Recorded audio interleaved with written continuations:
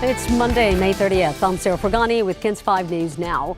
A Bexar County deputy is arrested accused of planning to bring marijuana to an inmate. 21-year-old Colby Counts Ramirez walked into work Sunday morning, and the sheriff said they searched his vehicle and found drugs. Sheriff Javier Salazar also said the deputy admitted to making arrangements to bring in marijuana and synthetic weed to an inmate. The Justice Department will be looking into law enforcement's response to the Robb Elementary mass shooting. The Uvalde mayor now calling for the review after local police faced criticism for waiting to go inside the classroom even as children were calling 911. The mayor wrote in a statement that he trusts the assessment will be, quote, fair, transparent, and independent. Funeral services begin today for the 21 lives lost during that shooting. The first visitation today is for 10-year-old Marie Jo Garza, and her funeral is tomorrow. Marie Jo is described as kind, caring, blunt, loving, sweet, and sassy. And the visitation for 10-year-old Maite Rodriguez is also this afternoon, followed by a rosary. She was an honor student who loved animals and the ocean.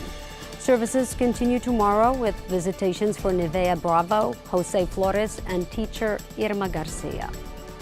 Meanwhile, Congressman Joaquin Castro now joining a push to build a new school for Robb Elementary students.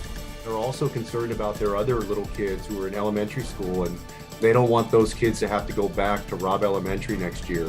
And so I'm going to be pushing the president and the governor to work together to make sure that they're able to build them a new school. The congressman says State Senator Roland Gutierrez is also pushing for the new school. And President Biden was in Uvalde Sunday. He and the First Lady visited the memorial at the 21 victims at the Robb Elementary.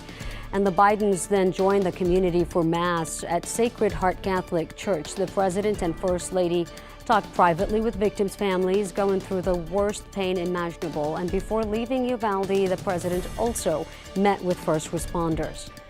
Now, today is a day our country pauses to reflect on those who have given the ultimate sacrifice. On this Memorial Day in San Antonio, there are a few ceremonies to take part in. The retail store, Grunt Style, is hosting a Memorial Day event to honor fallen veterans and military families. They will have free food and drinks as well as live music. Mayor Ron Nuremberg will also be in attendance. It is at the VFW Post 76 from noon to 9 p.m.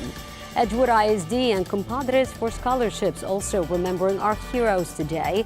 Their annual ceremony taking place from 9:30 to 11 this morning at Edgewood Veterans Stadium. And despite sky-high gas prices, many Americans are still hitting the roads on this Memorial Day. AAA projecting travel will be up more than 8% compared to a year ago, reaching new highs since the start of the pandemic.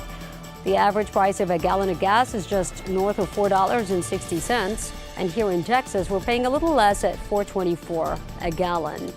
Now, as you head to wherever you're going, it's going to be a hot one. But how hot? Meteorologist Jeremy Baker. Yeah, it's going to be pretty hot, well into the 90s once again today. We're used to that, though, by now. Starting out in the 70s, already close to 90 by noon, a little breezy. And there's that afternoon high temperature, 96. So drink plenty of water if you're doing anything outside today. And that is your KINS 5 News Now. Remember to subscribe to our YouTube channel and also follow us online for the latest developments. I'm Sarah Fergani. Thanks for joining us.